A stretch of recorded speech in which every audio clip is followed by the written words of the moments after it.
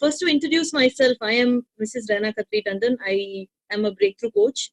I work mostly in areas of women and youth empowerment with regard to non-violent communication. Now, I believe in touching lives in areas where people have not explored, and I work in areas of certified POSH training, which is harassment. I work also in non-violent communication. I work in areas where children are not being able to express openly, whether it's their parents or their teachers. And most importantly, how you bring it out is the next important. When they can't express, is they run to gadgets, whether it's televisions, it's mobile phones, it's any kind of latest technology which we are coming up with, iPads, iPhones, and things like that. The most important aspect in this is it becomes a habit. And like we had Anshif saying, why don't you address this?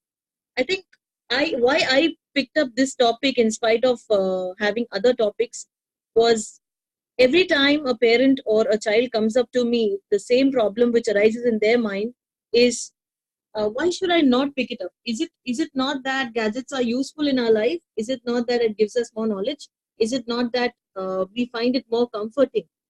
When I ask this one child, or even if I have to ask my child, what brings you this happiness when you pick up this gadget? He says that it gives me a little peace away from stress. And how do you get this stress?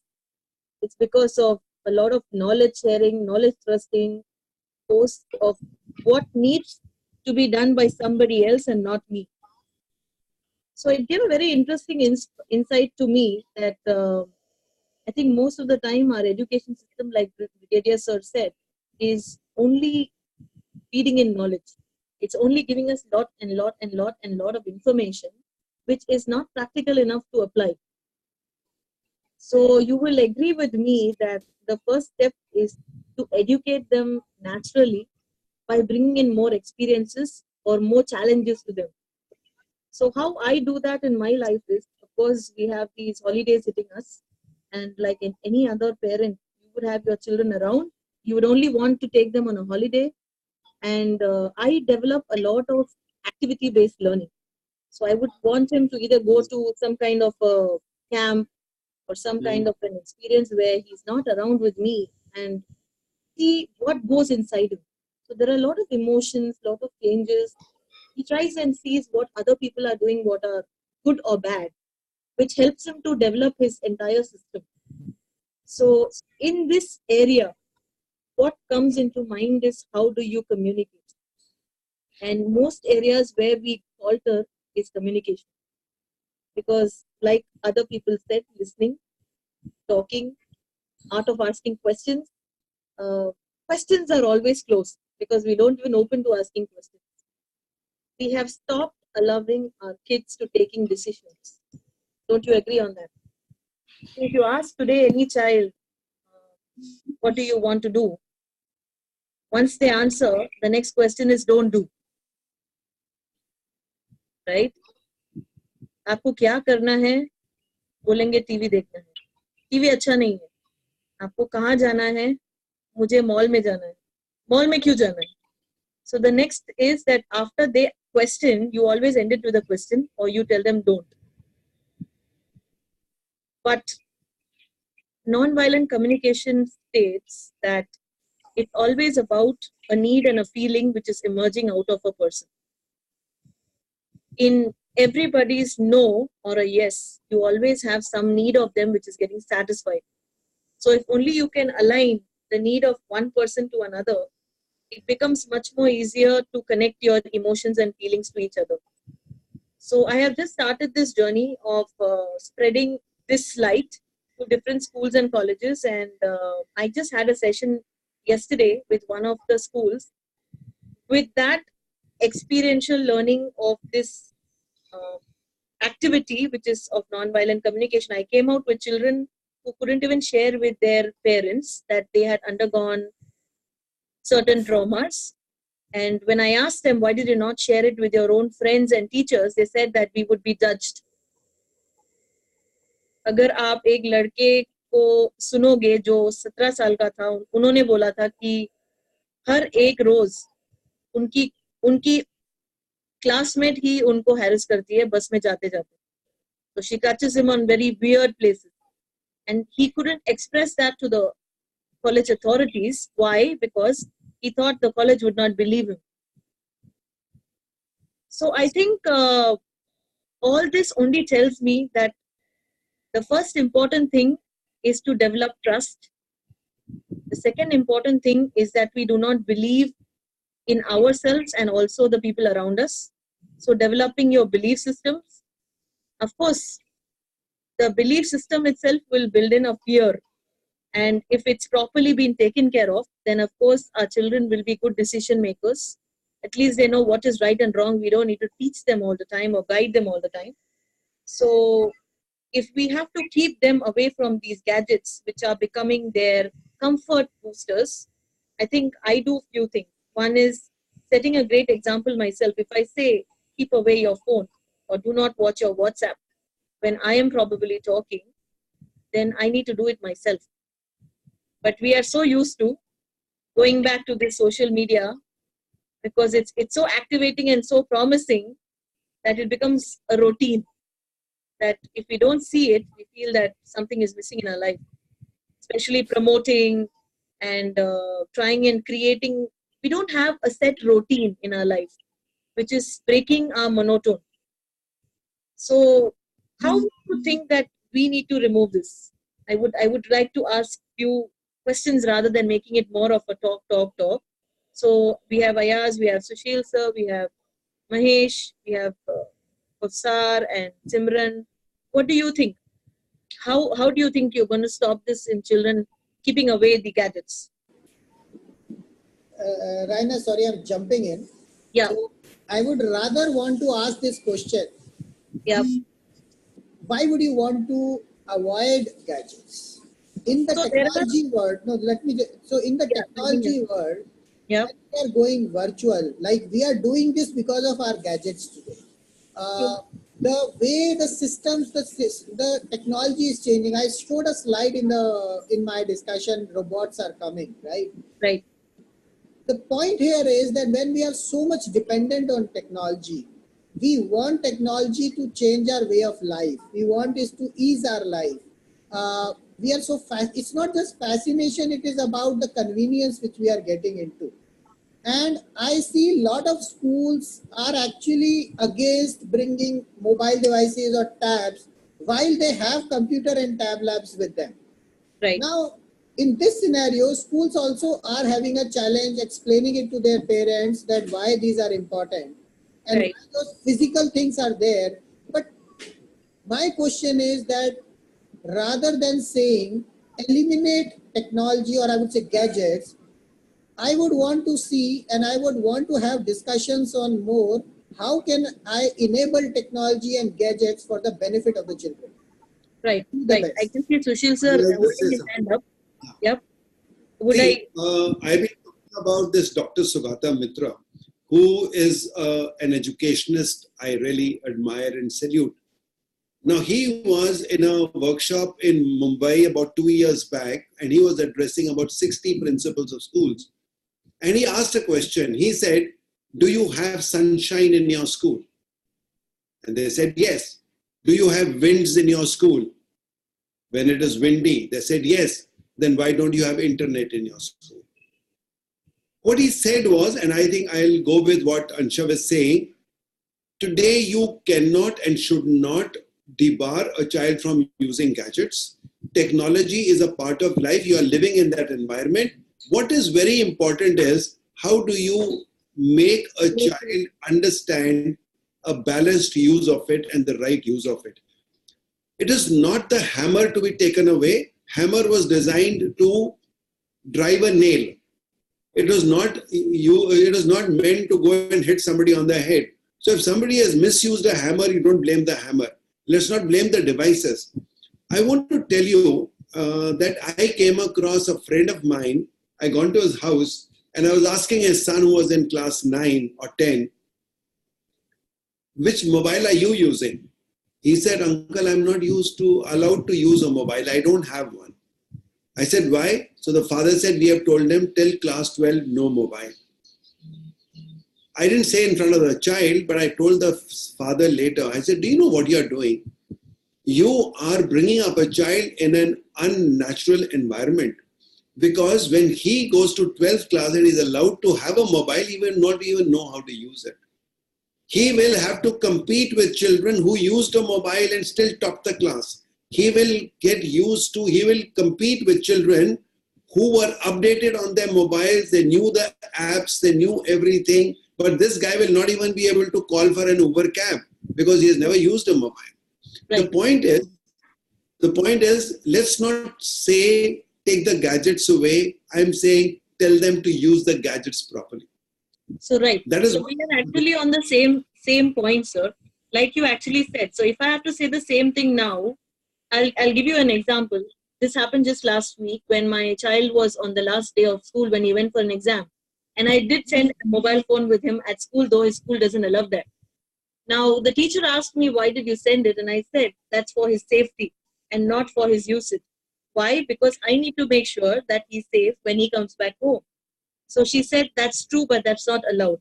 I said, if you can have iPads at school, he can still carry a phone and I will get the permission for it. And I went to the cabin of the principal. The principal agreed for it because she understood that the usage was not to use it during exam, but for his safety and security.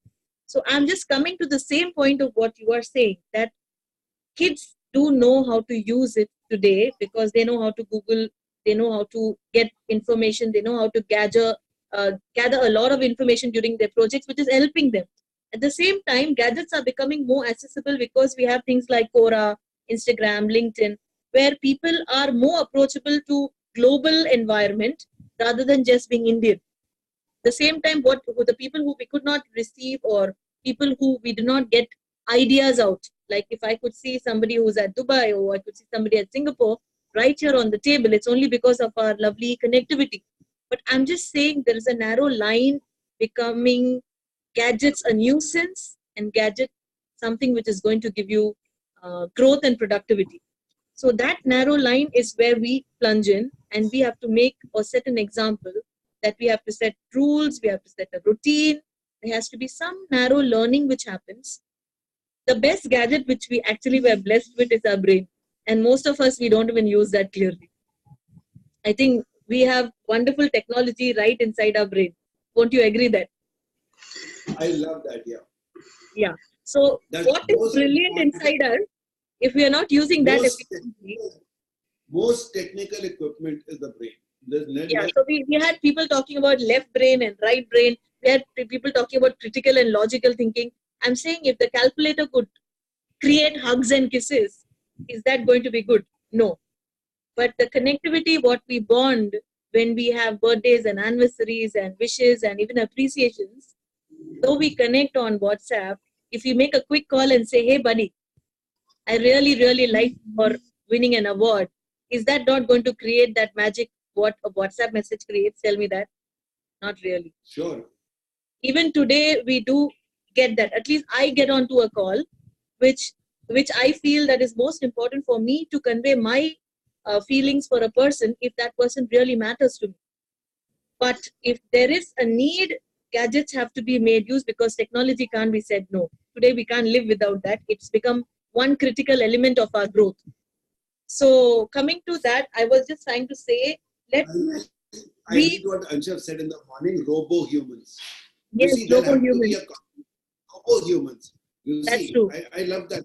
I love that term because there'll have to be a combination. You can't, the human is very important. I am a very strong believer of personal touch. And I love to wish birthdays by calling a person and not by just sending a message. So even if you wish on Facebook, but I still call a few people and say happy birthday. That personal touch has to be there. So I think we'll have to see a balance between the two. And I have to add this. What is so brilliant in our gadgets today is the usage. It's so damn simple. It's just in the simplicity. That's why we have children hacking the code down, even though we can lock them.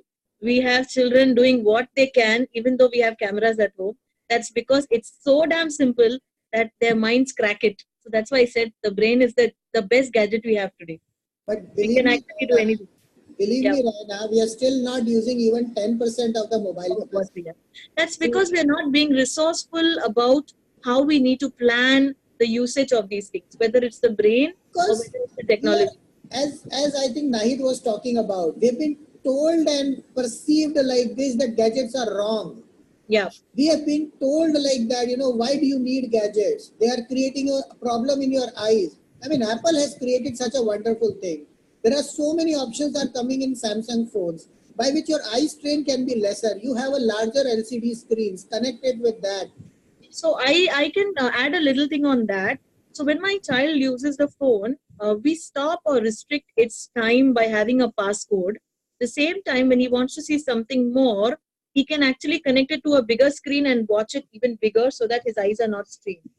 The second thing to add on, this guy has not been using so many tools, but when he goes to school and he learns something, he comes back and implements. So I should say my child who's 10 years old creates much better animated videos and animated PPTs more than me. Okay, I'm being very vulnerable, but he is somebody who's absolutely brilliant at it. If I have to share what he's done, even for his project, which is in his school, I would really, really salute him because even another person who's at our level would have not created such kind of videos.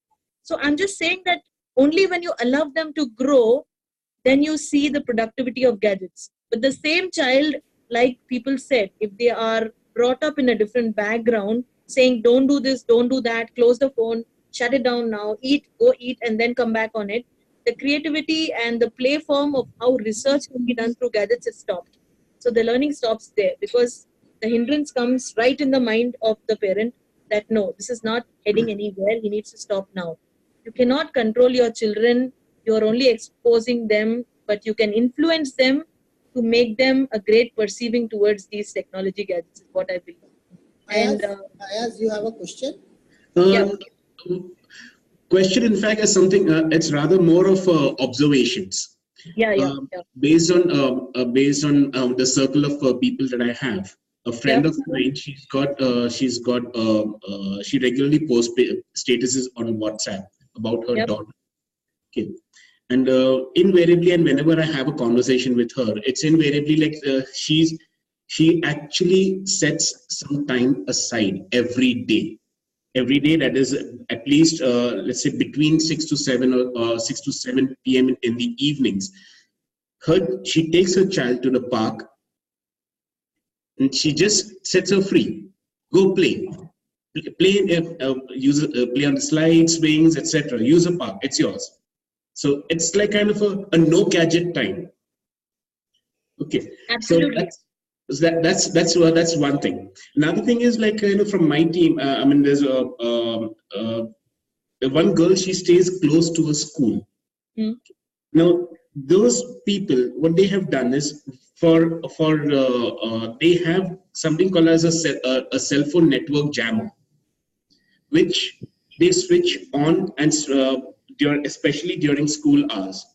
And that time, and what happens is that jammer, it tends to influence a building surrounding it. Oh, wow.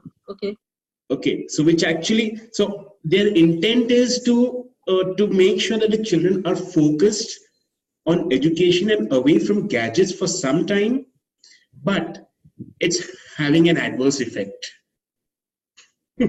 So I'll just add something on this, Ayaz. Yeah. My son is born outside in Finland. Okay. Oh, wow. Okay. Yeah, and we've stayed there for about 8 years. Okay. Now, when we had my child, we did. Of course, it's not a planned thing, but in Finland they have a system where they are not prone to any kind of educational learning till about their 8 years. Wow. The first learning starts only when they are 8. So, but they are put into playgroup when they are about 2 years or something, 1.5, 2 years, depending on what the parent likes. So you can put him from 6 months onwards. I put my child first when he was 1 year. And you know what they teach in there? Everything to do with Play-Doh, everything to just go play in the snow, play in the sand, play in the spring. Nice. They go and move their fingers. They go and paint on the wall. They can do anything and everything. Wow, wonderful. From acting to no inhibitions at all. And there is no parent telling them, go and speak on the stage. But all children stand on the stage and do what they feel like. And believe me, when I saw my first child at 6 months old to do this, I was the most excited parent because he was not being taught to dance. Wow. He just did what he felt. Wonderful. But the minute he came to India, when we were about 4 years, when he was 4 years or 4.5 years, the first thing that the principal said, get me a certificate saying that he's done junior KG. And I said, what? I said, no way. So what's next? So he said, so we put him in senior KG or junior KG. I said, he's not doing anything He didn't know Hindi. He didn't know any 1, 2, 3s. He didn't know any ABCs. And I didn't take any privilege of teaching them those again. I said, he is what he is. He used to paint brilliantly. If I have to click a picture and show you what he's done at 2 years, it would be a master art of what people do even today. It's, Wow, it's nice. just beautiful painting. But when he came here, after 7 years, his first art teacher told him to paint, and ever since he had the fear of painting. Wow. And in fact, and sometimes, looking at the technology and the world that we are in today, and when I take compare it with nearly 35 to 40 years back, when we were in school, at that time when internet was a luxury for the rich, okay, even to get connected from an internet via a telephone line. Yeah, we used to go out and get that. I remember as well. Yeah, that's what I mean. At that time, what we used to do, what was happening is when I look back and I reflect, today we have technology. So, all in all, I would say, just to sum it up, technology has shrunk the world by increasing distances. Distances inside and out. So coming back to this, I think when we said about gadgets and how they either become a necessity or a nuisance, right. I only say that it's all in our mind how we can make it a necessity or a nuisance. As far as we are considered, we take the privilege of using technology in the right way so we are connected and we can bond each other globally. But when it comes to children, they need to probably also realize, apart from making the best use of it, they need to know the protocols of keeping in control in some time frames, but also disconnecting from there and being mindful in nature. So that's why I generally do dance therapy and art therapy, where people who are very unexpressed. So this fear of public speaking, I don't know, but fear of talking in open is something which I have seen kids doing. They don't even want to make friends. They just want to be in their own shell, especially if they're one child. Okay, they like to just be on their own.